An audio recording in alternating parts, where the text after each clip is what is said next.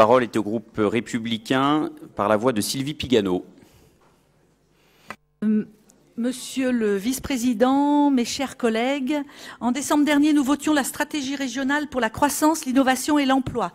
Nous avions ainsi placé l'esprit d'entreprendre et d'innover au cœur de notre politique économique régionale.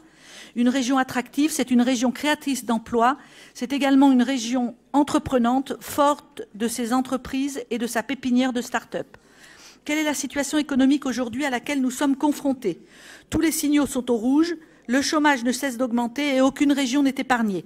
Notre majorité régionale, présidée par Valérie Pécresse et que nous découvrons chaque jour plus entreprenante et conquérante, a œuvré pour remettre de l'ordre dans les dispositifs d'aide aux entreprises, pour rendre notre politique d'aide à l'emploi plus lisible et offensive, pour remettre l'industrie francilienne sur les voies du succès.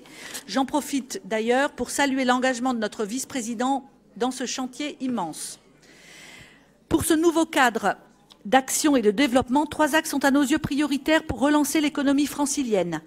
Une nouvelle politique d'accompagnement à l'entrepreneuriat, une mobilisation en faveur de nos artisans et de nos commerçants franciliens et un nouveau cadre conventionnel pour les interventions économiques sur le territoire régional. Nous le savons, la région Île-de-France joue un rôle majeur dans la création des entreprises. Nous sommes dans le peloton de tête à l'échelle européenne en nombre de création d'entreprises, avec près de 77 000 projets aboutis en 2015. Cependant, il n'est de secret pour personne ici que les entreprises franciliennes rencontrent de nombreuses difficultés quotidiennes qui mettent en péril leur activité. Il n'est de secret non plus pour personne que ces mêmes entreprises ont lourdement pâti de l'inaction de la majorité socialiste dans la période de crise. Elles ont non seulement pâti de cette inaction, mais également d'une idéologie néfaste qui voudrait que l'entreprise, que le grand patronat autoritaire et omniprésent soit un mot à combattre plutôt qu'une force à soutenir pour nos territoires et les travailleurs.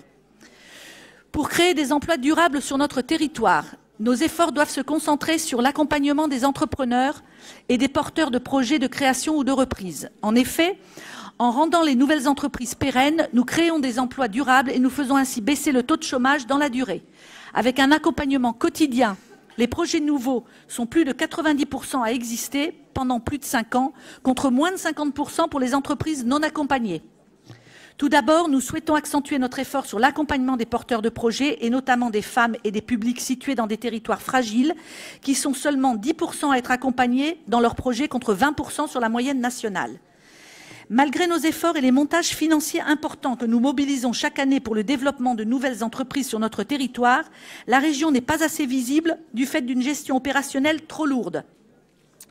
La nouvelle politique de soutien à l'entrepreneuriat proposée aujourd'hui s'attaque donc à ces dysfonctionnements afin de renforcer la pérennité des entreprises nouvellement créées ou reprises et de rendre accessible à tous l'entrepreneuriat. Pour ce faire, nous mobiliserons un budget de 24 millions d'euros par an afin de dépasser la moyenne nationale du nombre de porteurs de projets accompagnés. Nous réaliserons un effort significatif sur l'entrepreneuriat par des personnes qui s'en tenaient éloignées, avec pour objectif d'accompagner par exemple 50% des femmes créatrices d'entreprises contre moins de 40% aujourd'hui. Notre objectif, promouvoir l'entrepreneuriat au féminin, accompagner les femmes à créer leurs entreprises, qu'elles puissent aller au bout de leurs projets. Avec cette nouvelle politique, nous déploierons l'accompagnement à l'entrepreneuriat. Avec cette nouvelle politique d'accompagnement à l'entrepreneuriat, nous déploierons un parcours coordonné du créateur-repreneur en plusieurs étapes. Nous mettrons également en place un véritable système de reporting permettant de piloter en temps réel l'activité des opérateurs d'accompagnement et d'évaluer l'efficacité de notre politique régionale afin de mieux l'adapter à une réalité qui ne cesse d'évoluer. Enfin, avec cette nouvelle politique d'accompagnement de nos entreprises, nous simplifierons les modalités de soutien avec l'abrogation des 9 règlements d'intervention mis en place sous la majorité précédente, qui étaient un frein évident à l'accompagnement des entreprises. Nous le signifierons par un seul règlement d'intervention. Cette nouvelle politique en faveur de la pérennité de nos entreprises s'accompagnera d'un nouveau plan régional de soutien à nos artisans et commerçants qui sont une force de l'économie régionale. En effet, les artisans représentent aujourd'hui plus de 187 000 entreprises en Île-de-France et plus de 730 000 emplois. Dans l'ensemble de l'Île-de-France, l'artisanat est forte et en forte progression. Prenons l'exemple de mon département voisin, les Hauts-de-Seine, qui sera bientôt finalement le mien également. Un formidable projet pour l'artisanat pourrait voir le jour, celui de la création d'une cité des métiers d'art et des artisans à l'horizon 2019 à Sèvres, tout autour de la porcelaine en particulier, évidemment. Cette cité permettra de valoriser le parcours d'artisans et de sensibiliser les jeunes à ces métiers qui font la richesse de la France et la réputation de l'Île-de-France.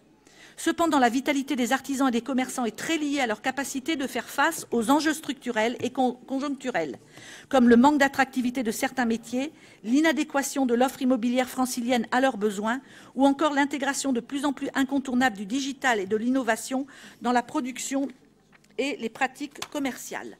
Il va falloir conclure. Voilà. Donc, pour faire face à cela, la région est déjà fortement engagée auprès des artisans et des commerçants.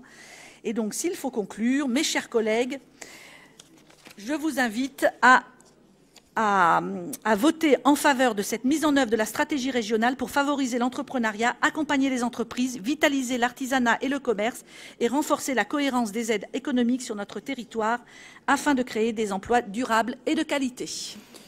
Merci beaucoup, Madame Pigano.